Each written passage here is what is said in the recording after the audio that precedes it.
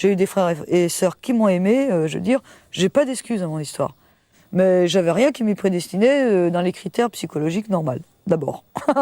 Hein, non mais, non mais c'est vrai, faut le dire. Et ça m'a pas empêché de mentir, et ça m'a pas empêché de voler, même si j'ai eu des freins, même si profondément il a fallu 10 ans pour que cette pute de drogue m'emmène justement à ça. Là, je suis devenue méchante, j'ai pris la haine.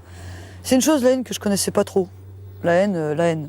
Moi, j'étais cool comme nana quand même. Violente, quoi, dure, ferme, mais pas méchante, quoi. Je souhaitais de mal à personne. Et puis là, j'ai rencontré la haine, mais vraiment à être capable de tuer, quoi.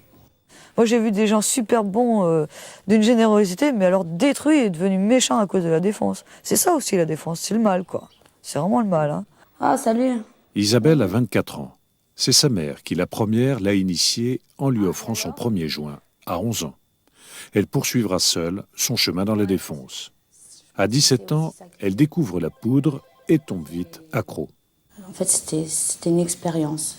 Ça a été plutôt de la curiosité qu'un besoin. À force de dire aux jeunes tu es libre, c'est-à-dire tu peux faire ce que tu veux, ils savent plus où ils en sont.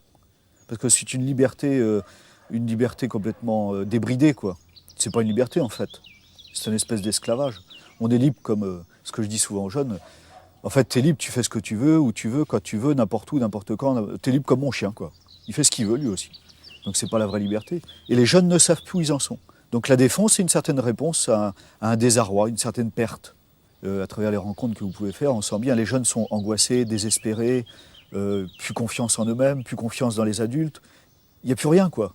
On peut même plus s'appuyer sur soi, même pas sur les autres. Il n'y a plus de repères. Alors c'est l'angoisse.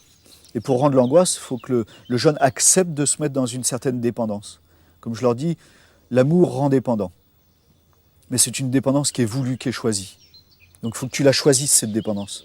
Et une fois que tu l'as choisie, tu verras petit à petit, tu redécouvres ta liberté.